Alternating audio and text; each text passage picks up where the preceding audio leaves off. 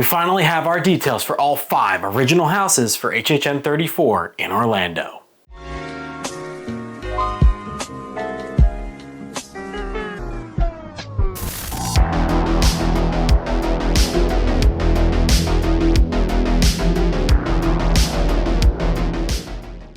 Hello everybody and welcome back. It is Michael from Hollow Thrills back with another video, and I apologize for the delay on getting to you guys with this one. We are obviously, of course, super busy with our trip out to Silver Dollar City, which that content is going to be coming later this week. But I thought I would jump on here and cover all of the original announcements that took place over the last week and a half for Horror Nights over in Orlando. But really, before we get anything though, please make sure you subscribe and have the bell notifications turned on to get notified whenever I post a video. And also make sure you're following both Instagram and X. The links are down in the description below. But we have a lot to cover today, so we're just gonna jump right into it with our very first house announcement that took place over at Spooky Empire about a week and a half ago at this point, where we found out about our very first original announcement for this year. So the first original announcement that took place was obviously, like I said, during Spooky Empire, during the HHN Creative panel. And last year, they had the panel again at Spooky Empire, and they gave us Slaughter Cinema 2, which honestly kind of helped set the tone and set the scene for what we could expect at the event that year. And it really set the kind of theme that we were expecting to see. And this year we kind of went along the same path as they announced the conservatory theme, as well as our first original house, which was El Artista, a Spanish haunting. Now I'll dive a little bit into what we can expect from this house, as this is the original announcement that we have the most details regarding. And then I'll kind of talk about what I believe we could see in this and my kind of opinions on it, and then we'll move on from there. So this takes place in 19th century Spain. A tortured artist, Sergio Navarro, has moved into an isolated country manor, La Casa Creacion, hoping to find inspiration. What he finds is something much more disturbing. Unbeknownst to him, the halls of this malevolent manor are infested by spirits of the artists that came before him, and within the grounds of the quiet estate lurks a deeper sense of evil rooted inside the ominous conservatory. This malicious presence eventually overtakes Sergio's mind and influences his art, forcing him to paint terrifying figures that have now come to life. Not to mention the fact that these aforementioned spirits want to use his art as portals to break into the earthly plane. Prepare to enter the house of creation when the veil is at its thinnest, and watch as Sergio attempts to overcome his own madness and the ongoing whispers of the sinister specters as they attempt to cross into the land of the living, catapulting you into a haunting unlike anything you've ever seen before. So we will be following Sergio Navarro, and he will be kind of our icon in a sense for this year's event, whereas a lot of the houses will be kind of taking after the theme that we're getting from this house, being that conservatory theme and the house of creation. So it's going to be interesting to see where we go with this, because like I said, everything from what we were being told is going to connect to that central theme. So I'm kind of interested to see where this is going to go. But a lot of people are saying that this is similar to the Darkest Deal that we had last year, which I'm not quite getting. Like, yeah, I get that there's a struggling artist who is now basically getting taken over by demons to be able to become a great artist, but it's kind of where it ends. I mean, these are two completely different things. Sergio goes into this manor not knowing that there's these ghosts in there, who then basically use his art to try to cross over into the real world, with basically using his body as a catalyst rather than him actually willingly being a part of this, where that's how it was last year with Pine Straw Spruce. But regardless though, I think this is going to be one of the more beautiful houses. And of course, the team that was in charge of Dead Man's Pier, as well as Blood Moon, are also in charge of this house. So I know that it's going to be a very thematically and scenically beautiful house. But let's move on to our second announcement, which did take place the Monday after Spooky Empire. And this kind of kicked off our full spooky week, as Chad from the HHN Twitter would like to point out. So our second announcement was Hatchet and Chains Demon Bounty Hunters. In this Old West town, all hell is breaking loose. Red-hot lava demons are trying to possess everyone, melting everything in their path. Now, for those who may not remember, Hatchet and Chains was one of our B movies that we had in Slaughter Cinema 2 last year. And this is kind of the going theme that we have with these Slaughter Cinema based houses, is that they kind of test the waters on some ideas that are maybe a little bit further along than others. We've seen this with the Yetis, we've seen this with, trying to think what else from the original Slaughter Cinema that has moved into a regular house. Regardless though, we see this time and time again with the Slaughter Cinema brand, where they build off of things that have come from that ideology in that house. So in this instance, Hatchet and Chains will be coming to the event in a full-scale house this year. Personally, I love Hatchet and Chains. I love that section of the house. I know it's not a lot of people's cup of tea. I know a lot of people would have preferred like something like Mardi Gras Murders or Blood and Chum. I personally would love to have seen Blood and Chum this year, but Hatchet and Chains, to me, out of everything from last year's house, seemed like the best option and kind of the one that had the most possibility to be a full-fledged house, as there seemed to have like the most ability for it to be spread out more and have more detail thrown into it. So I feel like this is the best option that we could have had from last year's event and last year's Slaughter Cinema 2 house. But regardless, I am super excited for Hatchet and Chains to come to the event, and I'm really excited to see how much further they dig deeper into that story and how much more backstory we get regarding these two brand new characters to the Horror Nights lore. Now we move on to announcement 3, and this was a bit of a weird one because we thought after Monday that we were gonna have announcements every single day. So Tuesday came and we were like, all right, what are we getting next? And Tuesday came and went without any sort of trace of any sort of announcement. So we kind of were like, okay, what's going on here? But those weird feelings were put to rest on Wednesday when we got our third announcement, and that third announcement was Dolls. Let's Play Dead. You're about to become doll-sized and be hunted by toys that have been burnt, melted, and stitched together by a twisted little girl. Not a whole bunch to go off of this one. This is probably the one that had the least details regarding it.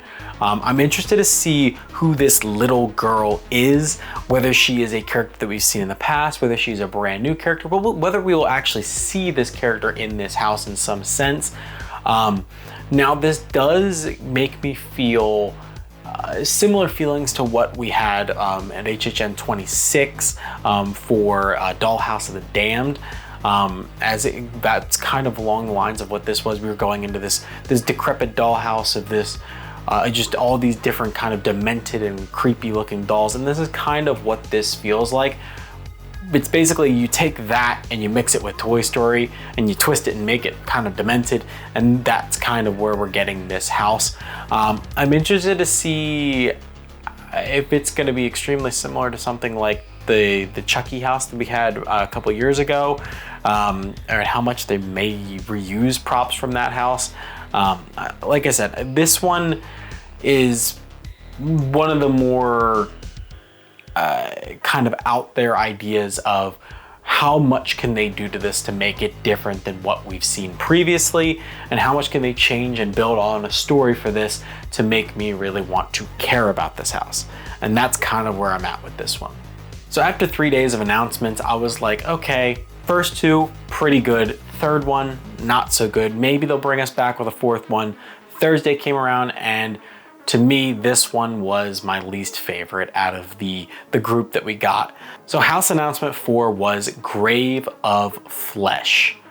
Welcome to your funeral, where it's about to go from bad to worse. You'll enter the underworld and be hunted by flesh eaters for eternity. Yeah, once again, not a lot of details to go off of this. The most that we got was the little marquee picture, which has this really weird looking kind of zombie fish person. It almost looks like, a lot of people were pointing out, it almost looks like you took a mouth brooder from Depths of Fear and one of the chicken nightingales, and you kind of smushed them together and made this. It's a really weird looking creature. I'm interested to see if this is actually going to be in the house or if this is just kind of a marketing thing for this house to kind of get you interested in it. Personally, for me though, based on the details that we have and this marquee image, I'm not extremely interested in this house. Like I said, it's probably the one that I'm least excited for out of all 5 of these announcements. Like I said, it could change though as we get closer and closer to the event and more details come out regarding it.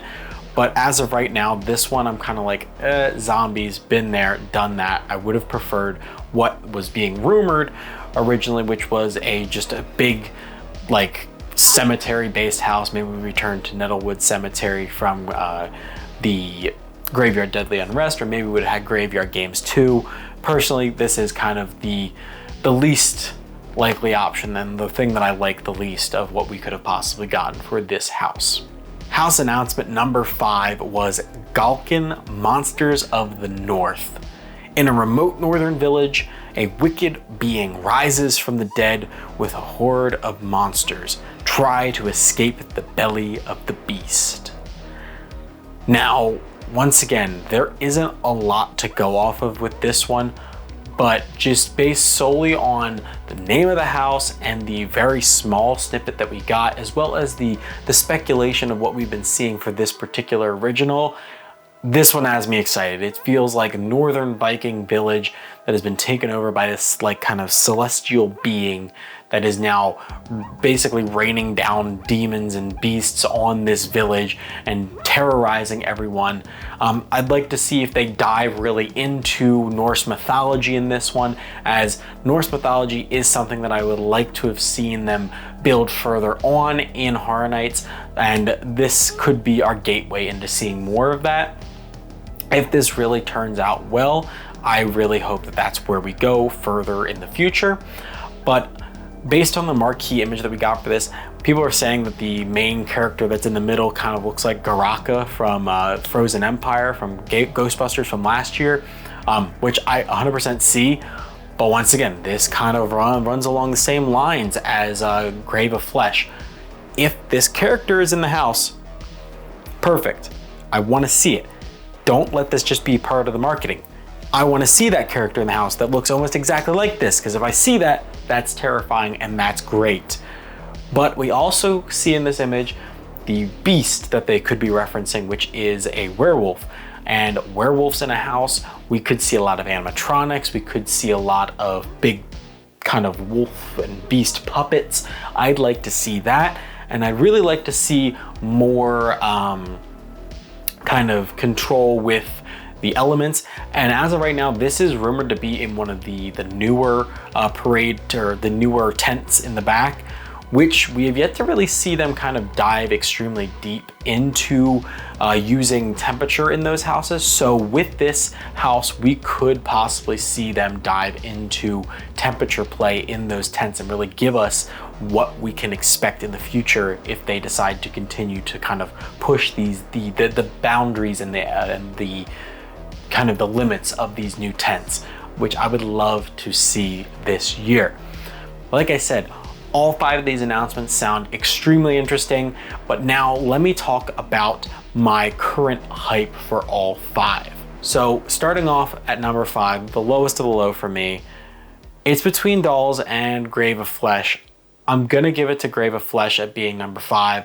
Not a huge fan of zombies, and as of right now, the details that we have for this is just not there for me.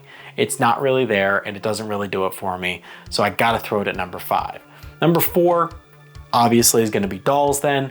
Dolls do have that creepy factor to me, so I could see this being really weird. And if it's literally like Sid from Toy Story, just kind of creepy-fied even more, where we have like, you know, the baby doll and like the big spider hands and legs, throw that in the house, I'm terrified. Like that could jump this one up super high, but as of right now, we don't have a lot of details regarding it, so it's gonna kind of stay at that 4 spot for me. Number 3 for me is where I'm gonna put Galkan. I would love to put this much higher, but 1, 2, and 3 for me right now are neck and neck, just because they are the ones that we have the most details regarding, and the ones that sound the most up my alley. Like I said, this one, Norse mythology is right up my alley, and this marquee image, like I said, if it is exactly what we could be seeing in this house, could jump this up even higher, but these other 2 houses pique my interest a lot more. Number 2, I am putting Hatchet and Chains.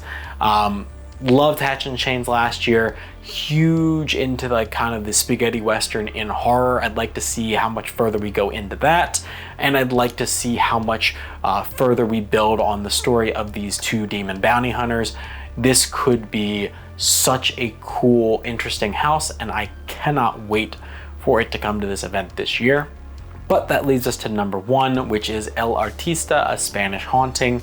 And like I said, this has the most detail of any of the announcements and really is making me extremely excited for this house and this event. Like, this kind of announcement is what I expect to see during announcement season. That really in-depth announcement that gets you excited for the event, gets you into the theming of the event.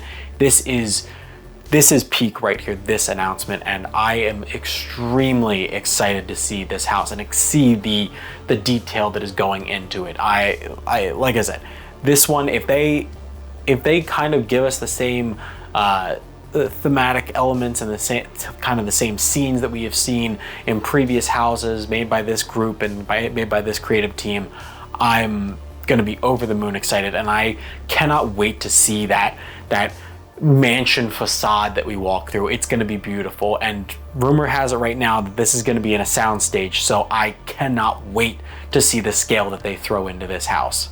But that is going to wrap up our original announcements for this year. If you guys did enjoy, please make sure you drop a like and also comment down below, out of all 5 of these announcements, which one are you most excited for? I'd like to know down in the comments below. But as always, I'm Michael from Hollywood Thrills, giving you the all clear, and all clear means you're out of here. See you guys next time.